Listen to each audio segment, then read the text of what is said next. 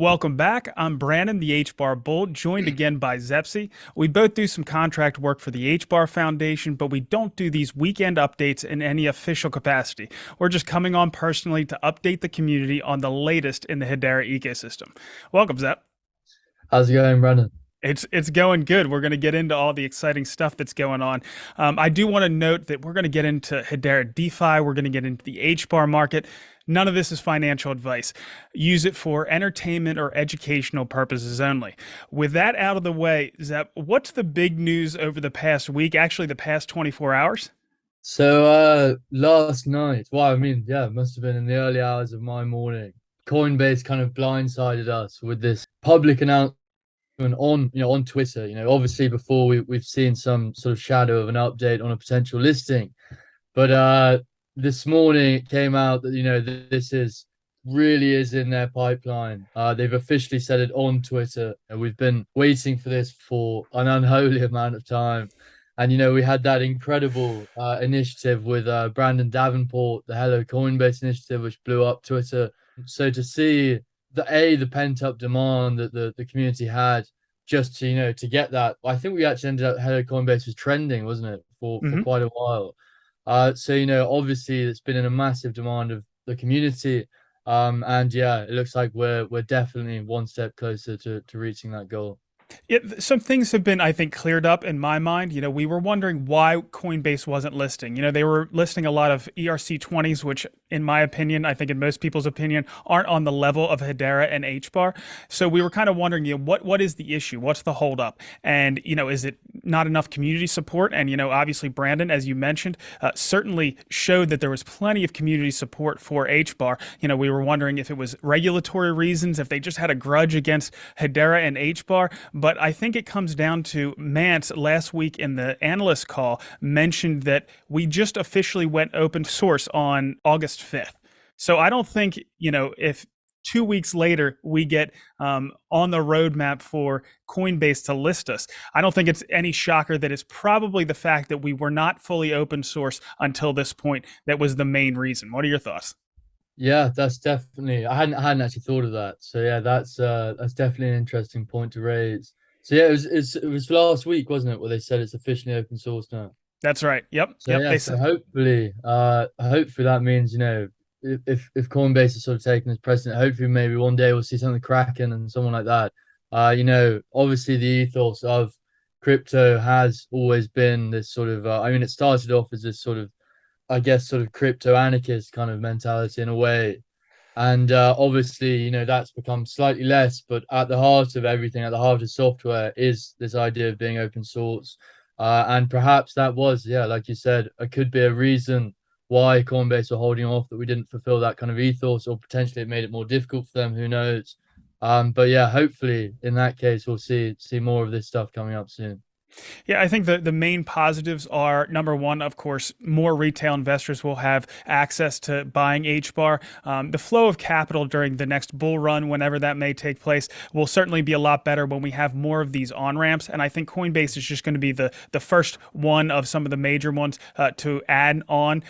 We have Gemini still that hasn't listed. We have Kraken, as you mentioned. We have FTX. So I think those are going to be on down the line. I do want to make it clear that we're just on the roadmap to get listed.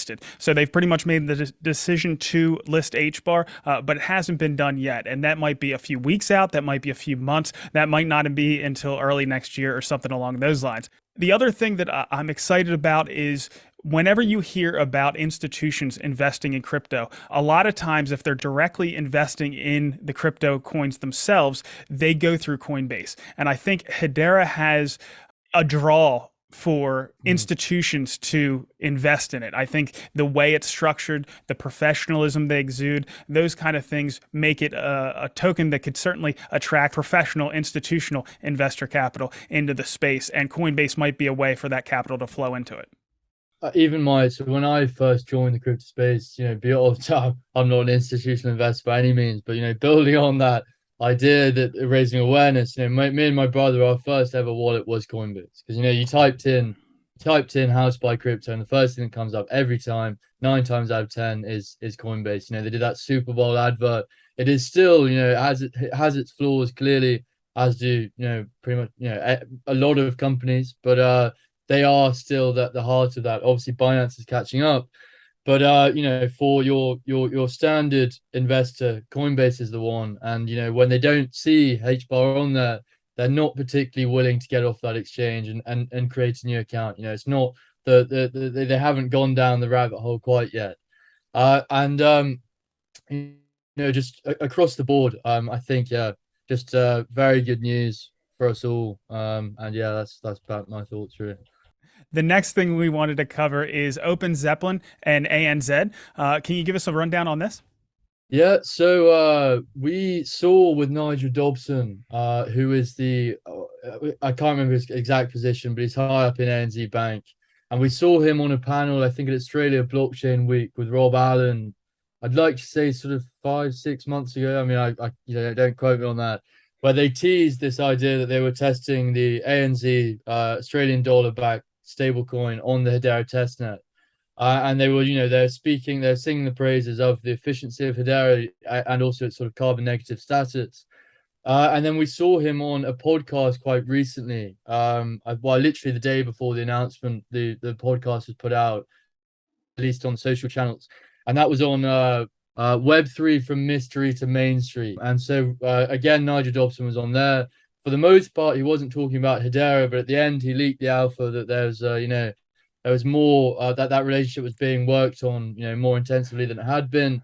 And then the day after that, we get the official announcement that Open Zeppelin, who are a leading Web3 security and auditing firm, have integrated their platform, two of their services, which are the Guardian service and the contract service, which are essentially to make they're sort of best in class for security for smart contracts. I think what they're the main underlying sort of what they offer, I guess their product offering is very battle tested smart contract code and stuff like that we can then use within our Solidity service. I think that's the general premise.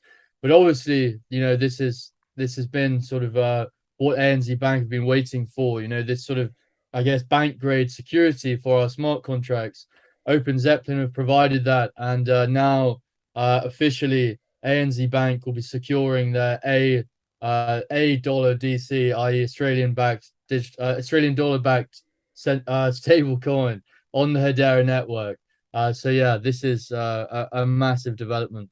Yeah, I'm certainly excited about it. And, we talk about CBDCs, central bank digital currencies, a lot, and they get a lot of the attention. But the fact is that, commercial bank issued currency is a lot larger portion of the money supply than central bank digital currency or central bank currency in general, whether it's dollars, yen, euros, it doesn't really matter. Commercial banks create most of the currency. So these commercial bank stablecoins are really a big deal. We do have some exciting stuff going on as far as CBDCs as well, but I don't want to underestimate, what is possible with commercial bank stablecoins as well. I do have a few quotes from some of the key players in this Open Zeppelin ANZ news. So from Rob Allen, he's the SVP of Ecosystem Acceleration for the HBAR Foundation. He said, "We're delighted to support the integration of Open Zeppelin's Defender and contract services with the Hedera network services by giving organizations the ability to use Open Zeppelin's industry-leading security and auditing capabilities with which they are already familiar on the Hedera network, will accelerate the development, deployment, and technical operations of Solidity smart contracts on Hedera. Customers like ANZ Bank and others will benefit from the high security, scalability, sustainability, and speed of the Hedera network, with further confidence provided by Open Zeppelin's smart contract security solutions." And the guy that you mentioned, Nigel Dobson, he's the ANZ banking services lead. He went on to say, "Following the successful issue of ADC earlier this year, ANZ is in a good position to explore further use cases. We engaged Open Zeppelin to audit the ADC stablecoin smart contract earlier this year and may consider using Open Zeppelin for future security solutions." So I talked to Rob the other day, and he mentioned this is an exciting development, but it sounds like there's a lot more going on down in Australia. I'm not sure if it's in the banking space or in the environmental space, which I know he does a lot of work in, but he's certainly excited. So we'll try to get him on as soon as possible to give us the full rundown. As far as Open Zeppelin, Jonathan Alexander, he's the CTO of Open Zeppelin. He went on to say, the HBAR Foundation support will allow us to accelerate our goal of creating and securing leading projects such as ANZ's ADC on Hedera's fast, sustainable, secure, and highly scalable distributed ledger. Open Zeppelin's expertise and platform will ensure the stablecoin is set up and managed securely with best practices that meet ANZ's high standards as a trusted financial institution. Yeah, I mean it's clear that Australia loves Hedera. I mean, Rob Allen, I think is probably one of the biggest forces that we have for pioneering these business relationships. And he came from, he was entrepreneur in residence at not at Emtech, at FPOS, I believe, which was the debit card system of Australia. He's obviously got very strong ties in Australia, and he's preaching the Hedera word. I hear him talk, and it's like, the birds stop singing for a second. You just sort of listen to him go on. And, one of the main things he always says is, there's certain use cases only made possible by the hash graph. And I think this kind of institutional grade, this sort of institutional adoption of our technology is, I guess, a real signifier of that. An ANZ bank, the second biggest bank by assets in Africa, in Australia, not Africa, that's Standard Bank, is building their stablecoin on Hedera. It's like the first. I don't think I've seen any other bank do this on a public distributed ledger. I mean, please correct me if I'm wrong in the comments, but to me, this really rings true that there are certain use cases only made possible by the hash graph, and I'm looking forward to continue seeing what Rob has in store for us in the Australia region. Yeah, of course we have JP Morgan coin, but that's a private network. That's not on a public network like Hedera. I think ANZ did do some work with Ethereum, but they're getting brought over to the Hedera side because of the sustainability and the speed and everything else we talk about as far as Hedera.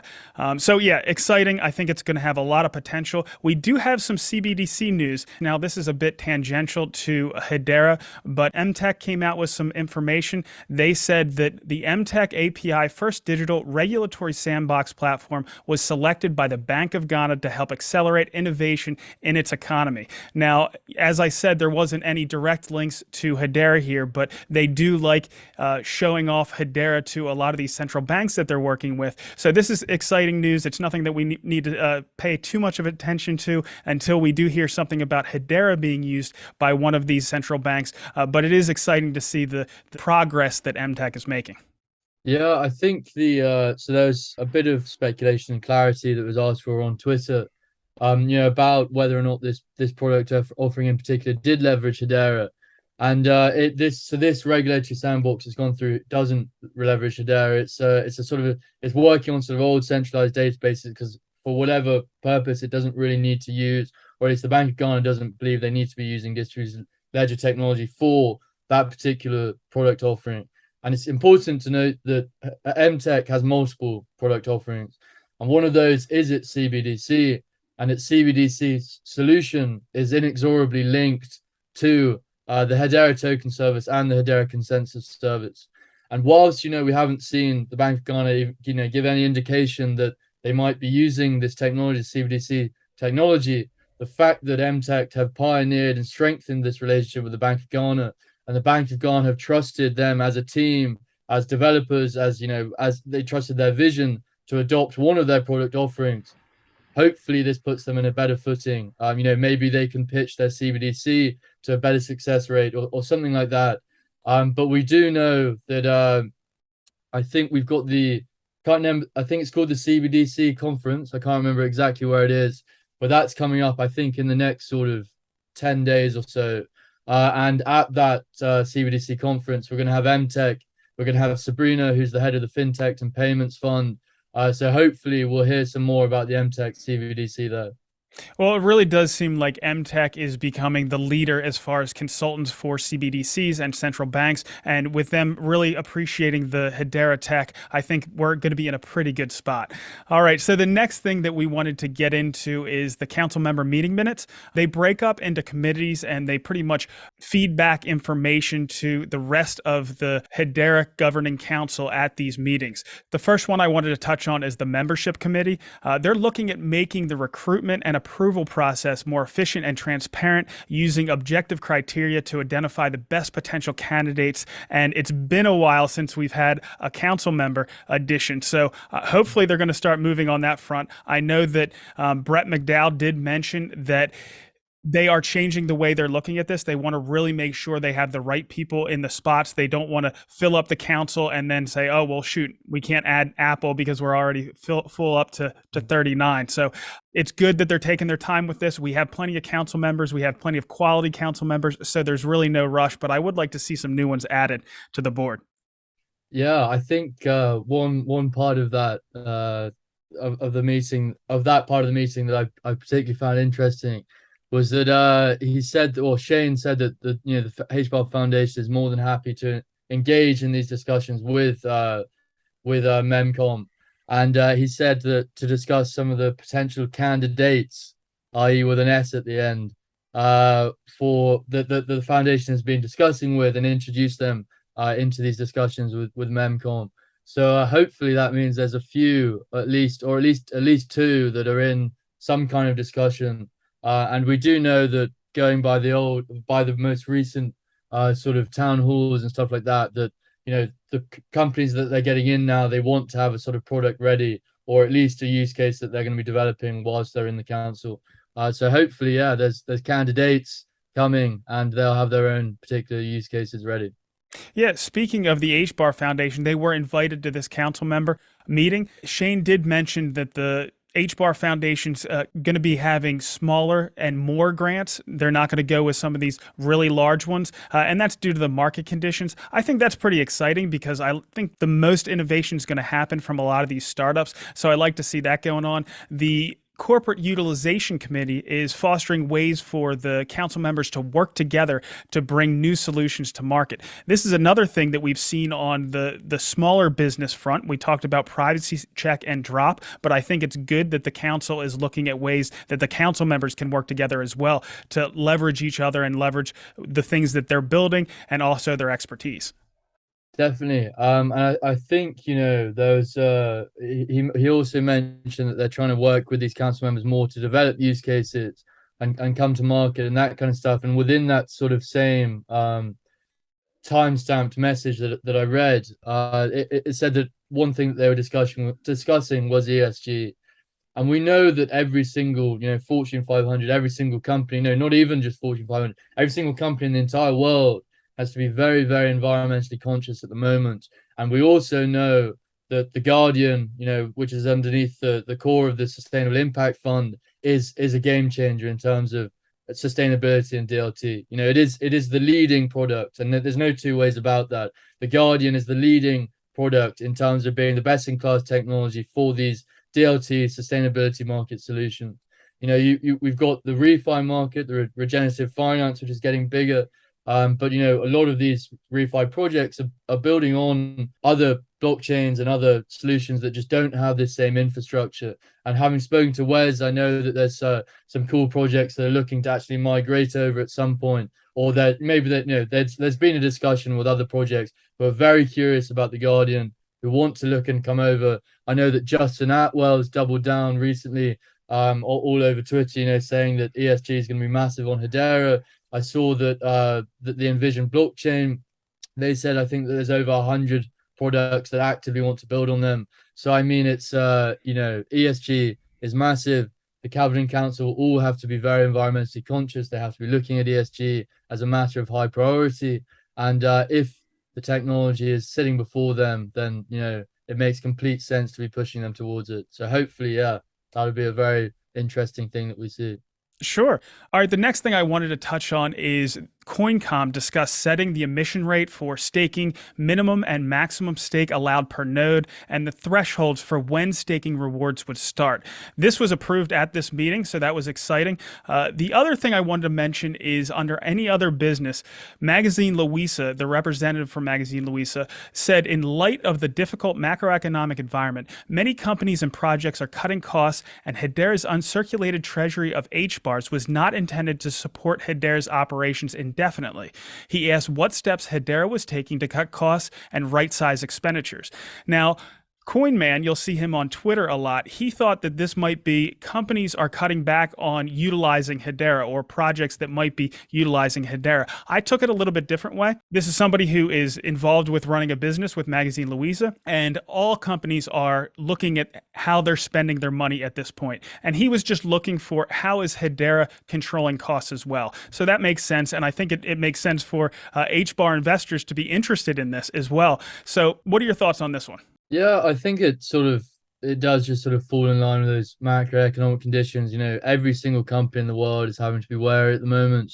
That obviously has a lot of money in Web3, but that doesn't mean we can, we don't have to abide by those rules as well. And I think, yeah, that's just sort of pointing that out. And, how are we going to adjust to that like the other companies are?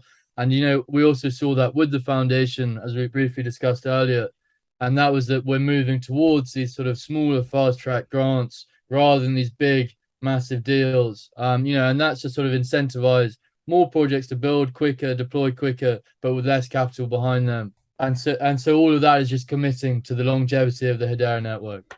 Yeah, completely agree. I think the council's doing exactly what they're supposed to. They're making sure that Hedera is using their resources wisely. So I think it's a good thing to look at. And it was a good insight to see from the meeting minutes. So let's get into some of the analytics on Hedera's network. Total transactions did drop by about 100,000 since last week. We're looking at about 888,000 transactions per day. Most of that came off from the HCS transactions, and most of that comes from AdStacks. So pretty much whatever they're doing, that's what the HCS transactions are doing. Smart contracts are holding up strong. NFTs are holding up strong. So that's all good to see. Time to consensus, still under 5 seconds. So looking good there as well. What are we looking at with the account creation? So in the last day, we've got another 1,881 accounts. And I think, so yeah, on the monthly, we're up about 20%. So 20% more accounts being created than the last month. What have we got here? The smart contracts still looking healthy. Yeah, I mean, accounts I think it's slightly down on the day from yesterday, but on the whole, on the month, we're up 20%. So yeah, good stuff.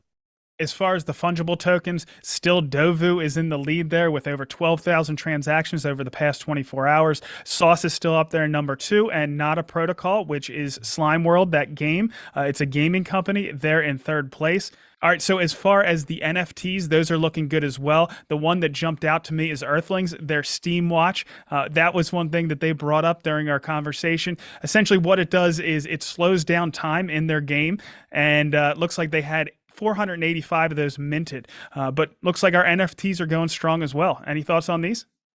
Yeah, I mean, the only other ones I'm particularly familiar with there is H-Punks, which I assume is H-Graph Punks, and Lehman, which might be Lehman Club.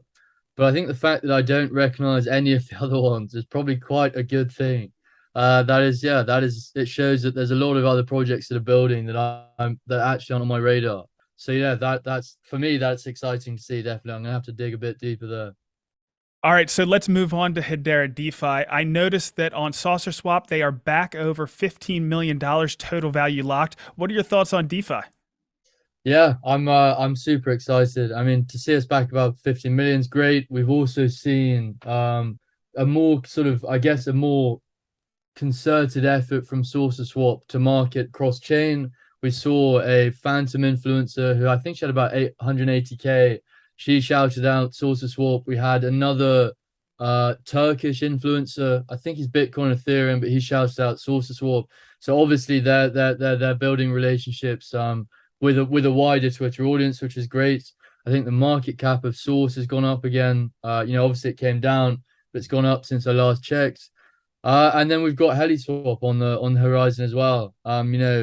They're hopefully we'll hear more about that soon. But they've been hosting, or they were doing a Mantra DAO meetup with team from Hedera. I think Hashboard are meant to be there, and maybe Blade Wallet as well.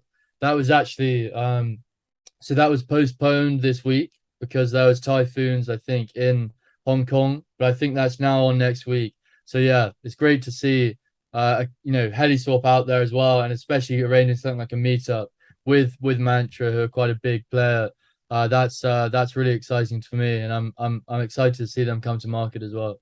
Yeah, for sure. I know we have HeliSwap, we have HSuite, so we have additional DEXs that are going to be coming to Hedera DeFi, so that's exciting. You mentioned that Sauce went up a little bit. I know people have been, talking about, Sauce came out and I think it went up to about 7 cents. It dropped down to under 3 cents at one point. Now it's back above 3 cents. And I did want to talk a little bit about valuing these DEX tokens against each other to see if it's properly valued or not. One of the things we can look at is the market cap or the fully diluted market cap of the tokens to the total value locked.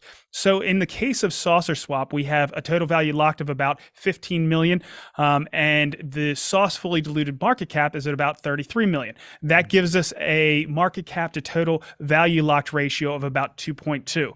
Compare that to Uniswap, we're sitting at 1.19. Sushi Swap is down at 0.42, and Pancake Swap is down around 0.9. So the thing to note about this is, we're fairly close to that range already when it comes to Sauce, but the lower the number is, the better. The better value you're getting by this metric. So yes, Sauce is a little bit more richly valued right now, but it also has more upside. So it's a lot easier to take our total value locked from 15 million up to whatever, 150 million or to 1.5 billion, rather than taking Uniswap from the total value locked of 5.7 billion up to 57 billion or to 570 billion. So you have to consider the potential growth of Saucer Swap as well. All right, so as far as the farming rewards, we talked about last week that things had kind of leveled off. A lot of the big ones were sitting at about 100% APR. As far as HBAR wrapped ETH, we're sitting at 102%. Wrapped Bitcoin, we're sitting at 83%. USDC Sauce, that's a new one this week. That's at 157%. I actually saw HBAR USDC come up a little bit. It's sitting at 111%, and I think we were right at about 100% last week. HBAR Sauce is 97%. That's pretty much unchanged from last week. So again, we've pretty much leveled off in the farming rewards on Saucer Swap, so that's good to see. As far as the LP rewards, the larger cap tokens or the larger cap pairs, we have Sauce HBAR sitting at 2%, HBAR X HBAR sitting at about 0.6%. USDC HBAR is sitting up at about 8%, and that's looking pretty good. And of course, those farming rewards and the LP rewards are compounded. Now, there are ways you can lose in this. Of course, the token values themselves can go down, and of course, there's impermanent loss as well. So you have to be careful when dealing with DeFi. As far as the HBAR market, crypto in general, we've struggled a bit over the past week. Bitcoin is down 2.4% over the past 24 hours. It's down about 9% over the past 7 days. And HBAR is sitting at about 6.7 cents, down about 2.5% on the day, 6% on the week. We did get a little bit of help last night once the Coinbase news broke. But until it actually gets listed, I think we're going to be waiting for that Coinbase bump. All right, as far as the technicals go, I think we do have some support down around 6.5 cents. We have additional stronger support down around 6 cents. I'm looking for resistance at about 7.1 cents. That's that 50-day moving average. All right, and as far as Stater liquid staking, we're holding strong with the total value locked on Stater at 652 million HBAR. The APY is just under 30% right now, and an HBAR X is worth about 1.15 HBAR. So it continues to go up like it will continue to do. So that's good to see. One thing I do want to mention is if you get to the Stater homepage and you see this screen, it thinks that you are on a mobile device. So you can go ahead and zoom out and it will give you the proper presentation. This is a known issue. I know a lot of people have been having issues with it. So just if you're on your desktop, just zoom out a bit. All right, Zep. So that's pretty much all we have. Do you have any thoughts on DeFi? So not on DeFi, but the last thing that we do have some exciting news on is that Zeus Market, the NFT marketplace on Hedera, the leading NFT marketplace in terms of volume, crossed 40 million HBAR yesterday. So they're now on 40,640,213 total HBAR volume, and they're consistently hitting at least 600,000 a day. So yeah, super exciting to see that steady growth now, and hopefully we'll have another big run up soon, and then more people come in, and rinse and repeat, and more people will come in to Hedera NFTs, and the builders there will get the recognition they deserve, definitely. Yeah, our NFT ecosystem is looking strong. Is there anything else you'd like to pass on to the community? I think that's it. We've had a lot to go by this week. We've had ANZ Bank, of course. We've had the Coinbase news. We've had Ledger Mobile. They've now got HBAR on the Ledger Live mobile application. So there's been a lot to go by this week. The HBAR Foundation Twitter account has now crossed 50,000. It's actually smashed through it. I think it's gone like in the last day alone, we've got about 800 new followers. So that's like, went straight through 50K. And hopefully that's going to be a relic of the past soon. And yeah, just exciting times with some of these developments, and looking forward to what's to come. Yeah, I do want to let the community know that next Wednesday at 5 p.m., we are going to have an ecosystem AMA on Twitter, so keep an eye out for that. And then the following week on September 7th at 09, we're going to have another one of those investor pitch events. So keep an eye out for those. Thanks for coming. Zep, thanks for giving us some time, and I look forward to seeing you next week. Pleasure as always, Brandon.